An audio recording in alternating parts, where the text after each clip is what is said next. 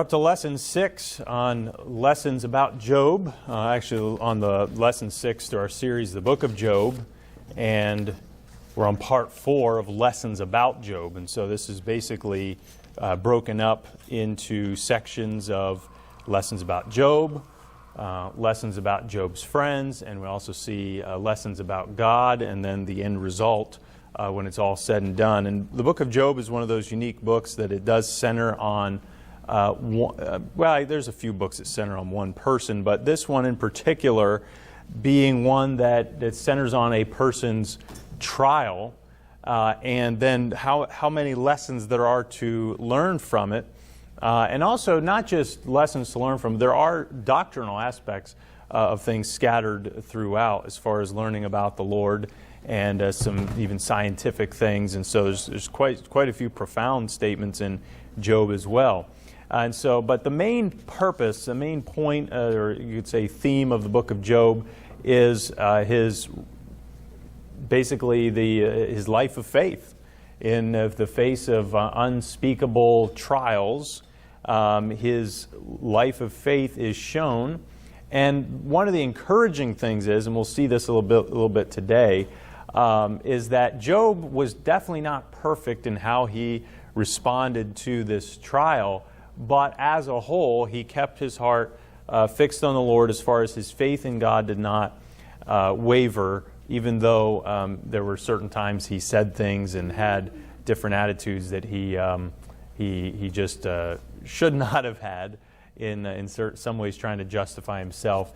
But his friends, we'll see, and we'll learn more about his friends later, but his friends were definitely not helpful to him in how they responded to him in through his trial. So there's a number of different angles to learn the lessons from this. One is learning the lessons from the person's perspective who's going through the trial, but then also the perspective from if you know someone who's going through trials. And so we can learn maybe some things to do, or maybe if you learn from Job's friends some things not to do, not to say, that's also helpful as well. Actually, I think half of what we learn in life, or at least you can double what you learn in life if you learn what not to do and not just what to do. And so that's how I've learned a lot of things over the years, is not just learning what to do, but there's times observe other people's lives and you see, oh wait, I'm going to learn not to do that. And that can be very helpful. And so let's get into Job chapter 1.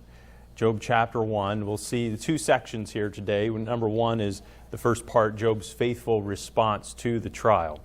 Job's faithful response to the trial. And so Job chapter 1. Job chapter 1, and I'm going to read verses 20 through 22. This is after Job lost everything. Now this is before his health was taken away, as far as he was smitten with boils and is suffering physically. This is when his material possessions and his children were taken away. In Job 1, verses 20 through 22, we see that Job glorified God in this trial. So Job chapter 1, starting at verse 20, it says, "Then Job arose and rent his mantle and shaved his head and fell down upon the ground and worshipped." So he, first of all, just totally humbled himself in just complete humility. When someone rents their clothes and in this case he shaved his head, fell down upon the ground, it means it's a show of his great grief and heartache, but it's also him just simply humbling himself before the Lord, because we see it says he worshiped. And then the profound statement here in verse 21, "And said, Naked came I out of my mother's womb, and naked shall I return thither. The Lord gave, and the Lord hath taken away. Blessed be the name of the Lord." And so what he's saying here is that the way I came into this world is the way I'm going to go out of this world. I came into this world not having anything, and then once I go out of this world, it's not going to be mine anymore either. All these are taken away, but the Lord's given.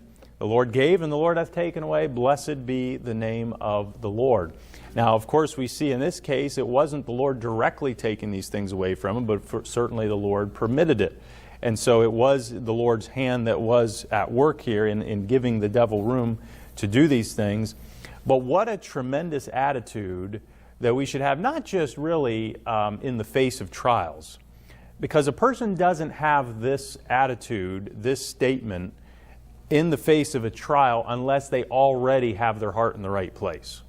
It's not that there are times that trials purge us, purify us, and mature us, and then we grow through trials. That is certainly a something. But for Job to already, to just after all of this happens, for that to be his response, tells us something about Job before the trials. And the Bible tells us about Job before the trials, that he was a man who was perfect and upright, one that feared God and eschewed evil. So we see the character of Job before the trials, and then that is reflected even in the trials. You know, trials really show a person for who they really are. What is their response in a trial? Trials can either bring a person closer to the Lord, or they can get hardened and they can get bitter and they can get distant from the Lord. Or relationships with loved ones, whether it's family members. Trials can pull a family together, or trials can drive family members apart. And so here we see Job's response and just the tremendous statement here that he had. In the Lord gave and the Lord hath taken away. And you know, even if we don't face quite the level of trials that Job faces, you know, we don't have to compare ourselves point by point with Job's trials. The whole point is that everybody goes through trials at times. Some more severe than others. I heard about it's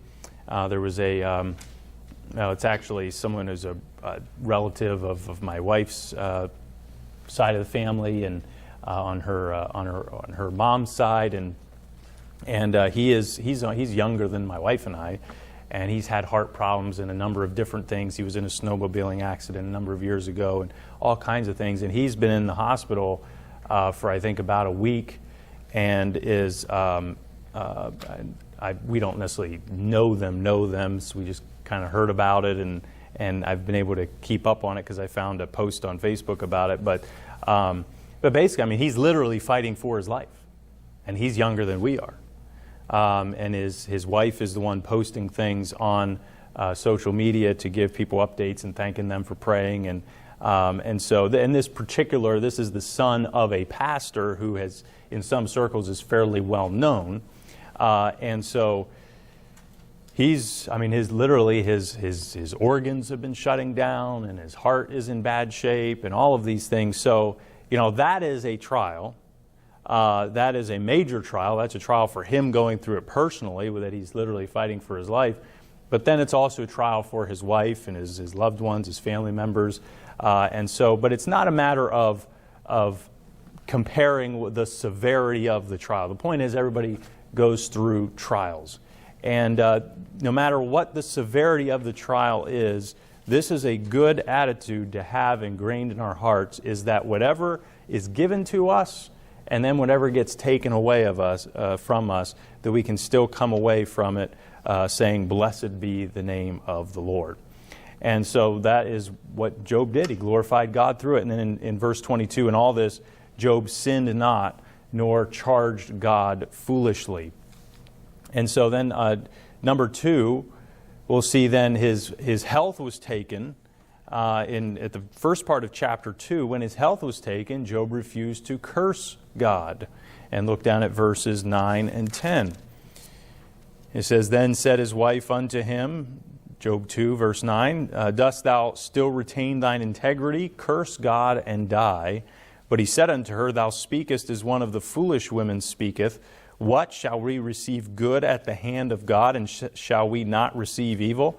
In all this did not Job sin with his lips." Once again, showing his attitude even when his own health. So, I mean, you know, the devil's accusation was, well, you know what? I mean, a person will give up everything as long as it doesn't hurt them personally. You know, if you let me do something to Job, he'll definitely turn against you. He'll definitely curse you. And God said, all right, he's in your hands. Just don't kill him, but you can do what you want to him. Just don't kill him. And but what did Job respond? He said, shall we receive good at the hand of God, and shall we not receive evil? In other words, he recognized you got to take the bad with the good. That there are good things that happen in life, and yes, there are bad times in life. And so if we're going to be receptive of the good, also need to be receptive of when bad times come and hard times come.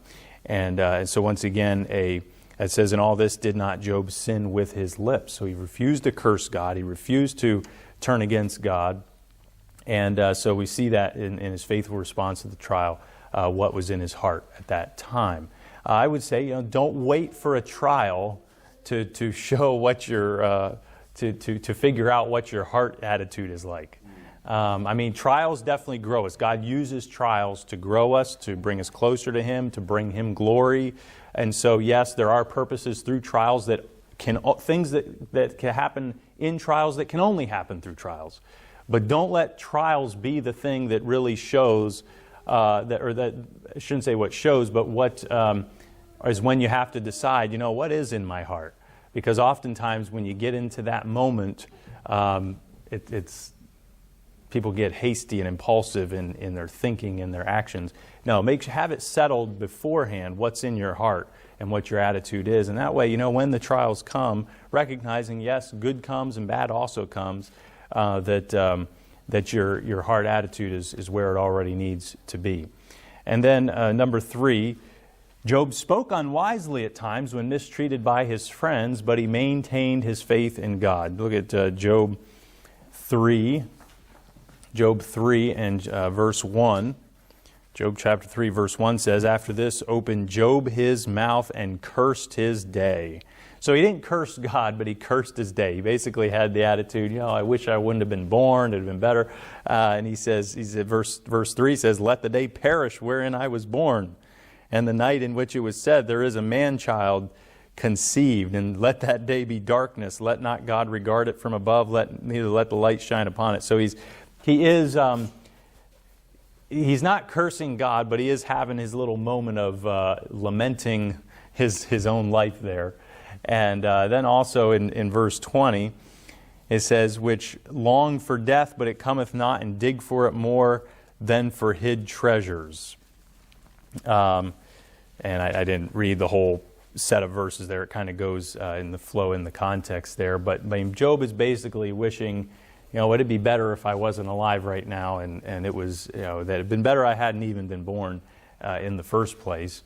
And once again, that may seem not as bad as cursing God directly, but at the same time, who's the one who brings us into the world? Who's the one who gives us life? Well, God is the one who has given us the life we have. So when we have this attitude about our own lives, like curse the day that we were born, I wish I'd have never been born, you're not cursing God directly, but it really is an insult to God who put you on this earth and has given you the life that you've lived. So perhaps maybe you could just say this is Job taking his little moment to have his own little pity party or whatever you want to call it, and then lamenting the day of his birth. But so in that regard, perhaps it's a good thing. Maybe his friends were there to engage him in conversation, so he didn't have too much time to just sit around. And although they did sit for several days not saying a word, but they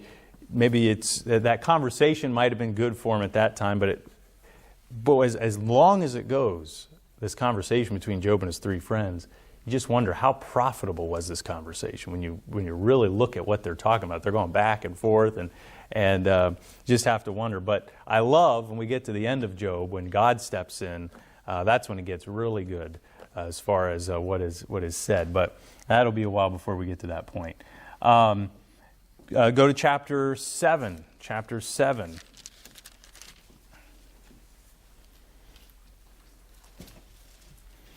Chapter 7, verse 11, he says, therefore I will not refrain my mouth. I will speak in the anguish of my spirit. I will complain in the bitterness of my soul. And so he's just basically saying, look, I'm just going to let it out.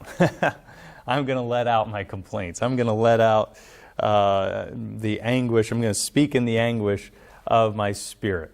Look at chapter 10 and verse 1. He says, "My soul is weary of my life. I will leave my complaint upon myself. I will speak in the bitterness of my soul. I will say unto God, do not condemn me. Show me wherefore thou contendest with me. Is it good unto thee that thou shouldest oppress, that thou shouldest despise the work of thine hands, and shine upon the counsel of the wicked?" And so now he's once again going back to this theme. He's still saying, I will leave my complaint upon myself. I'll speak in the bitterness of my soul. I was saying to God, do not condemn me. Show me wherefore thou contendest with me. So he's still directing his complaints. And so some of these things are unwise, and we can identify with them at certain times when we recognize, yes, there are times we go to God and we let our complaints be made known unto God. But what I have found is there's a whole lot more peace and a whole lot more help from the Lord that comes when, rather than just simply casting or spilling my complaints to God, the response that would be more full of faith is to, in belief, be directly praying about something. Pray about it. So, in other words, instead of just pouring out a complaint, and by the way, I don't know that God always necessarily dislikes when we just pour our heart out to Him, if it's truly what's in our heart, but it should end with, a direct prayer, believing prayer to God, or a declaration to God that you're going to trust Him and asking God to show you His will. Remember in James chapter 1, when it says, if any of you, if you're familiar with that, it says, if any of you lack wisdom, let him ask of God, which giveth to all men liberally, and upbraideth not, and it shall be given him. And so it's now that asking for wisdom is actually talking about in the midst of trials. That's the whole point there in the first part of James, is trials. And so when you're being tested, when you're being tempted with trials, and it says, if any of you lack wisdom, let him ask of God. So if you need wisdom to get through that trial, it says, ask of God. But it says you can't ask with something wavering in your heart. You need to ask in faith. Let him ask in faith, nothing wavering. And so that's in James chapter 1. And so Job, that gives us the answer to, in the midst of trials, what should our response to God be? Is by faith, go to God, asking for wisdom. Sometimes maybe He helps us know what the purpose is of this. Or we might just need wisdom as to what decision I need to make through this trial, or just wisdom to help me go through each day yielded to Him and submitted to Him, even in spite of this trial, through this trial. And so that's really the better response than just simply complaining, because now if you're pouring out your complaint to God, and it's in some ways, if it's better to do that to God than just unload on other people. And by the way, we should be a listening ear if there's someone who just has something on their heart that they need to, they just need to talk to somebody about it. That is absolutely the right thing to do, is be a listening ear. What I'm talking about is if there are sometimes people, when they go through trials or they have a problem, it seems like the first thing they do is they've just got to let it out to everybody. Rather than, the Christian, take it to God. You don't have to spill it to everybody. You don't have to let the world know what your problem is and what your trial is. How about you just take it to the Lord? So there is a time to, on an individual basis, you need to just really have someone to talk to, and have someone to just sometimes, you might use the word, someone to vent to a little bit. And there's not always anything wrong. There's nothing wrong with just listening, being a listening ear. I mentioned a person, I think maybe I mentioned this last Sunday, but there was a person who had been through a really hard time, and a person at the credit union. And this person generally doesn't complain, just do the transaction, and is usually in pretty good spirits. But this particular day, they'd been through a lot as far as there's been some people, someone who passed away, someone else was in the hospital, and there's just a number of things going on. And so even this person, this was unusual for this person to come in and then just really unload on, here's what's going on. And I was able to at least be a listening ear and show some sympathy or as much empathy as I could for him, or at least just give him a listening ear and show some support. But that's different. He says, "Oh yeah, excuse me, I guess I'm venting." I said, "Well, that's okay." And but at the same time, my response is my attitude is going to be different if there's a person who's just always complaining. If someone's just always complaining, I'm going to be less sympathetic to their plight if they just have a track record of complaining about everything. And but some people, they've gotten to a point, they're going through a tough time at a certain point in time, and so we should be a listening ear. But the first thing that we should do ourselves when we're going through trials is just let's take it to the Lord. Let's pour it out before the Lord. And so Job is a bit unwise in some of the ways he's coming across, and continually we see the bitterness of his soul and his complaint. But at the same time, there's a time to just go to the Lord and not necessarily question the Lord in the sense of trying to justify ourselves. But if we just need wisdom, take it before the Lord and ask Him for wisdom. And then if there's something specific, if it's a trial that I just need, if I just need an answer or just maybe just help getting through. I was thinking about, some of you know that I deal with, I guess they're neck spasms. I don't think of them as spasms, but that's what the one nurse practitioner I saw, it's called spasms, and they probably are. But I deal with issues of the neck at times. And one of the things that if someone deals with something on and off just for a longer period of time, it's easy just to let it out, have a complaint of, oh, you know what, well, my neck's really hurting today, or it's a bad day for my neck. And I'll say that to my wife at times. But there are, and sometimes that's just to inform her. I'm not necessarily spending every day complaining. As a matter of fact, one day I went with my work, and last Monday was a harder day. I woke up in the morning, and I can just tell today's going to be a bad day for my neck. But when I go to work, I'm not there at work just going, I'm doing everything I can just to focus on doing everything right, and to not let it on that I have this issue going on. And but there was a person who came in, and I was helping this person, and it's, said, "Hello, how are you doing?" And she said, "Hello." And she says, "Oh, I got a headache." I said, "Oh, okay, well, I do too." And so in that, I didn't mention it up until that point, but I said, "Oh, yeah, I do too." But, and then, then did the transaction, and she says, I said, "Well, have a good day." And she says, "Yeah, I hope your headache gets better." And I said, "Yeah, I hope yours does too." And so in that regard, there was a little bit of showing some empathy. Yes, I know what you're going through. Probably not the exact same type of headache. Mine's more of a neck ache. But I got to the point, though, where I had to make a decision. If this is just reality, and I try to do what I can to alleviate the issues, but if this is just reality, and I've actually pinpointed one other thing that probably exacerbates it, I just need to just learn to deal with it. I need to learn to deal with it and go through each day. And if rather than necessarily talking about it or complaining about it, now there are times it gets uncomfortable enough. I just need to lay down and just give it some rest and relax. And that's one thing. But I got to the point, where I just asked the Lord, God, would you just help my neck today? And would you just really? So I got to the point, rather than complain about it, rather than keep talking about it, just ask the Lord for help with it. And you know what? If it happens to be a bad day, well, then trust the Lord for grace and strength to get through that particular day.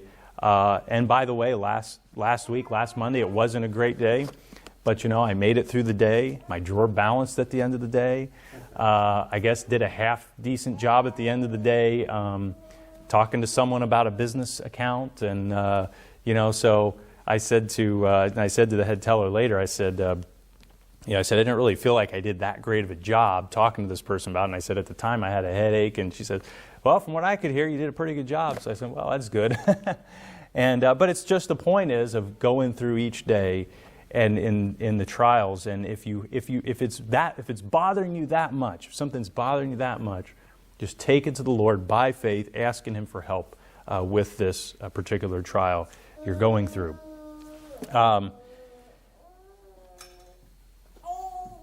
Let's go to chapter 13. So we'll see a couple more examples here. Job chapter 13 and verse 15, though he slay me, yet will I trust in him, but I will maintain my own ways before him. And so some of these things are his response to his friends, and we're not going to delve into every sentence that Job said as far as what was unwise when mistreated by his friends, some of the unwise things. But notice, even when he was mistreated by his friends and he spoke unwisely, he still maintained his faith in God. And so in verse 15, though he slay me, yet will I trust in him.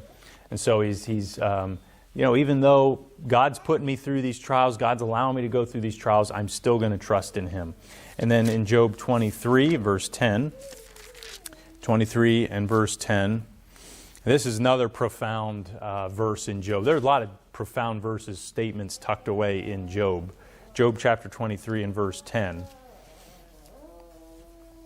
But he knoweth the way that I take, and when he hath tried me, I shall come forth as gold. And there's a great song that was written, I don't know if it was written back in the 80s or somewhere back in that time, and it's called Rejoice in the Lord. And the song, the chorus goes something like, oh, rejoice in the Lord, he makes no mistakes, he knoweth the end of each path that I take, and when I am tried and purified, I shall come forth as gold. And the first verse goes something like, the first part of it, God never moves without purpose or plan, in trying his servants and molding a man, something like that.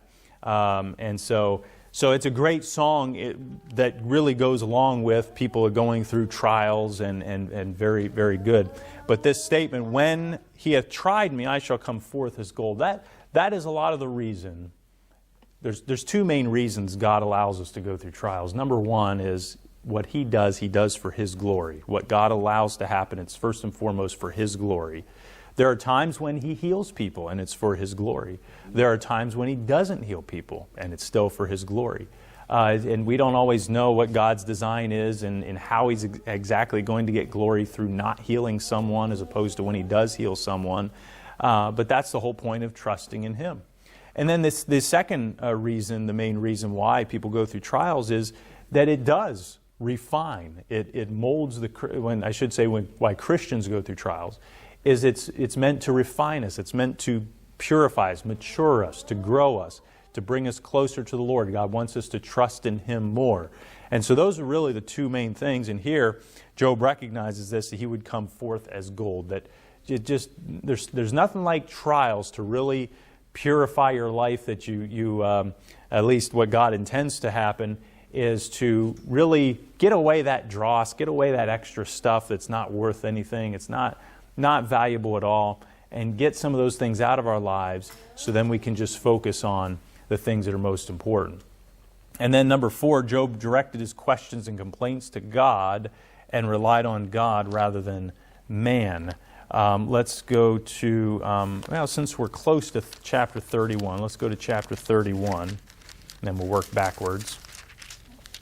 Chapter 31 and verse 35. Job 31 and verse 35 says, "Oh, that one would hear me. Behold, my desire is that the Almighty would answer me, and that mine adversary had written a book. Surely I would take it upon my shoulder and bind it as a crown to me. I would declare unto him the number of my steps.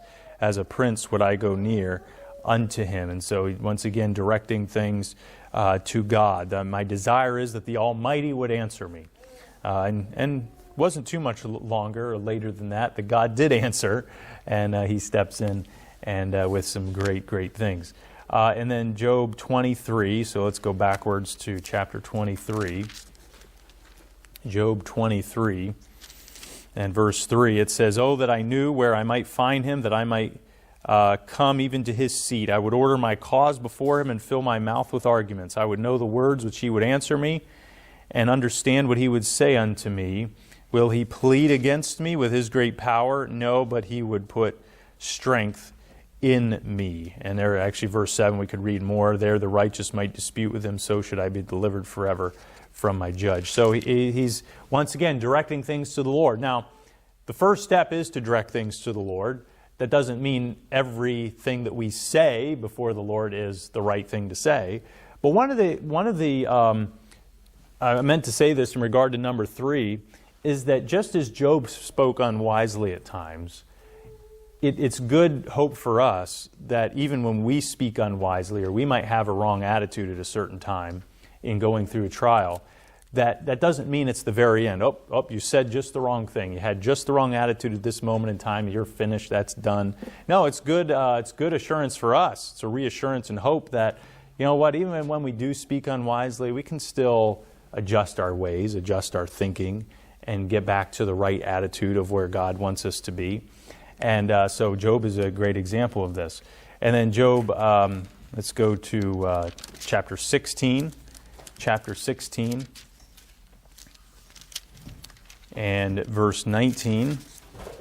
It says, "Also now, behold, my witness is in heaven, and my record is on high. My friends scorn me, but mine eye poureth out tears unto God. Oh, that one might plead for a man with God as a man pleadeth for his neighbor." And so there is, he says, "Mine eye poureth out tears unto God." You know, and there's nothing wrong with when you're going through such heartache and such trials and pain and things that, as Job is saying, I pour out my tears to God. Nothing wrong with pouring out tears to God. So when we talk about not complaining, not having an attitude of complaining, that doesn't mean that when you're filled with grief and you're filled with these cares, that it's wrong to pour them out before God. It's a good thing. Just pour them out before God, but make sure that you come away from pouring them out before God with an increased faith and just a belief and trusting the Lord, praying to Him, asking for His help and His wisdom in this time.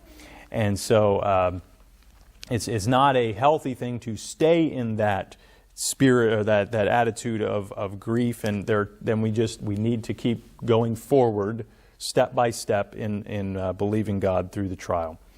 And then Job chapter 13 and verse 17. Job 13 and verse 17, he says, "Hear diligently my speech and my declaration with your ears. Behold, now I have ordered my cause. I know that I shall be justified. Who is he that will plead with me? For now if I hold my tongue, I shall give up the ghost. Only do not 2 things unto me, then will I not hide myself from thee. Withdraw thine hand far from me, and let not thy dread make me afraid. Then call thou, and I will answer, or let me speak, and answer thou me. How many are mine iniquities and sins? Make me to know my transgression and my sin. Wherefore hidest thou thy face, and holdest me for thine enemy? Wilt thou break a leaf driven to and fro, and wilt thou pursue the dry stubble? For thou writest bitter things against me, and makest me to possess the iniquities of my youth. Thou puttest my feet also in the stocks, and lookest narrowly unto all my paths. Thou settest a print upon the heels of my feet. And so they're, once again, directing things to the Lord, and he's expressing his confidence before God when he had questions, when he had complaints. He's directing things to God, and then also relied on God rather than man. Now, very quickly, we're going to cover these last 4 in the second section, Job's spiritual understanding. Job's spiritual understanding. So we see his faithful response to the trial, that yes, there were certain unwise things that he said, but overall he's still keeping his focus on the Lord, directing things to God. He had to answer his friends, and he did answer his friends, and as we've seen in previous weeks, there were some strong things he said to his friends in an interesting way. But we see that he still had overall he had a response full of faith to his trials. But we also see that he had some spiritual understanding. And let's go to Job chapter 9, and we'll try to go through these. I'm going to have to hurry through these, but I don't want to necessarily hurry too quickly because of how important they are. Job chapter 9 and verse 8 says, "Which alone spreadeth out the heavens and treadeth upon the waves of the sea." We could even say, we could even start at the beginning of the chapter, but basically Job knew that God is the creator of all. He said, "Which alone spreadeth out the heavens and treadeth upon the waves of the sea." That's very similar to what we see in the Psalms. Some of the same description of God stretching the heavens like a curtain and riding upon the wings of the wind. And so we see him as the God. Job knew that God is the creator of all. Turn to Job chapter 14. We also see that Job knew that man is a fallen sinner. Job chapter 14 and verse 4.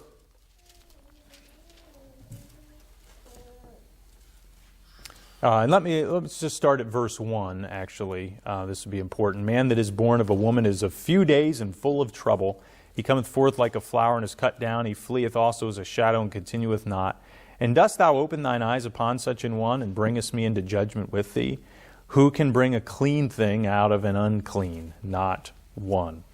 And so we see that Job knew man is a fallen sinner. I'm just going to also read Job 25, verses 4 through 6. And I've got to read these quickly since time is fleeting. But Job 25 and verse 4.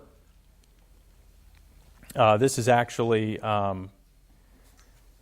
Bildad the Shuhite talking, and he says, How then can man be justified with God, or how can he be clean that is born of a woman? Behold, even to the moon, and it shineth not, yea, the stars are not pure in his sight. How much less man that is a worm, and the son of man which is a worm? And so even Bildad here had this knowledge of the fallen state of man. And then Job chapter 31 and verse 33. Job 31 and verse 33 says, If I covered my transgressions as Adam, by hiding mine iniquity in my bosom. And he goes on from there, but the point of that verse is there, he said, as Adam, covered my transgression as Adam. So he knew the account, he knew the history there of what Adam had done, and so he knew that man is a fallen sinner. Job also knew that God had a way to forgive his sin. Turn back to Job 14 and verse 17. Once again, some profound statements here. He says, My transgression is sealed up in a bag, and thou sewest up mine iniquity. And so he's very creative ways of saying things here in the book of Job. And so he knew that God had a way to forgive his sin. But also, really, even more profoundly, in Job 19 in verse 23, Job knew that his forgiveness was through a personal Redeemer. Job 19 and verse 23. Oh, you know what? I think I meant, actually, it's verse 23 through 26. I did not put that rest of that on. It's Job 19, 23 through 26. Oh, that my words were now written. Oh, that they were printed in a book, that they were graven with an iron pen and lead in the rock forever. For I know that my Redeemer liveth, and he shall stand at the latter day upon the earth. And though after my skin and worms destroy this body, yet in my flesh shall I see God. And so whom I shall see for myself, and mine eyes shall behold, and not another, though my reins be consumed within me. And so there we see just tremendous statement here when he says, For I know that my Redeemer liveth. He knew that forgiveness was through a personal Redeemer, the way that he would see God someday. And you don't have to turn back here, but I'm going to read 1 Peter chapter 1, verses 18 through 21. I'm just going to turn there and read it. It says, For as much as you know that you were not redeemed with corruptible things as silver and gold from your vain conversation received by tradition from your fathers, but with the precious blood of Christ as of a lamb without blemish and without spot, who verily was foreordained before the foundation of the world, but was manifest in these last times for you, who by him do believe in God that raised him up from the dead and gave him glory, that your faith and hope might be in God. And so we see that Job's spiritual understanding is a result of God, even though they didn't have the full Word of God at that time. They didn't really have as much, if you want to say, even as much written down at that point in time. But there was still revelation. God did not leave them in darkness at that time. Adam and Eve had revelation from the Garden of Eden and personal knowledge of God and of the fall. And so and think about how long they lived after creation. I mean, Adam lived over 900 years. So that's a lot of people you can talk to as they multiply on the earth, of actually a first-hand account of what had taken place. Methuselah lived concurrently with Adam for more than 200 years, and with Noah for 600 years, and he died the year of the flood. His name meant when he died, it shall come. So interestingly enough, right after Methuselah died was when the flood came. And so Noah and his sons could have known a man who was Methuselah who knew Adam. So you see the overlap there because of the very long lifespans at that time. Abel is said to be a prophet in Luke chapter 11, and he offered sacrifices by faith in God's word in Hebrews 11:4. Enoch was a prophet and prophesied of the second coming of Christ. In Jude verses 14 and 15 talk about this, that Enoch's message was, behold, the Lord cometh with 10,000 of his saints. And that's when there's also the word ungodly used a few times in those verses, several times. His rapture to heaven was a testimony to men in that day, occurring as it did before the judgment of the flood.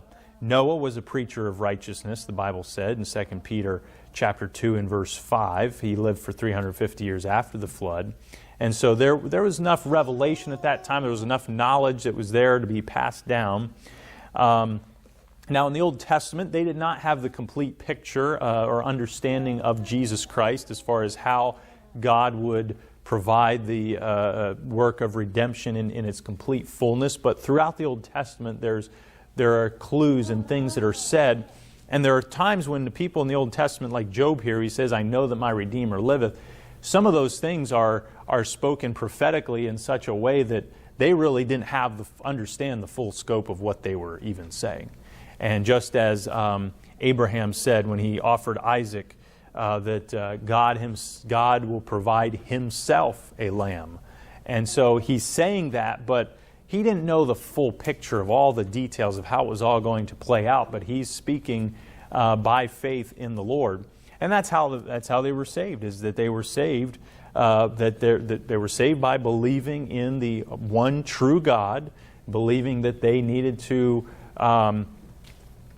fear Him, to believe in Him, and then as a result, they surrendered to Him and then served Him. They knew that and at the time they were to be obedient with the sacrifices to God, and then Jesus Christ then was that ultimate sacrifice that did away with the need to sacrifice any more animals as according to what God's law said and the way God had set it down before. And so the idea of there being a personal Redeemer is just a profound statement as far back as Job saying, I know that my Redeemer liveth. And then also even prophesying of Him coming to earth. But if Enoch was preaching that message, behold, the Lord cometh with 10,000 of His saints, well, certainly they had that knowledge at that time because of the revelation that God had given them. So that's the end of lesson 6.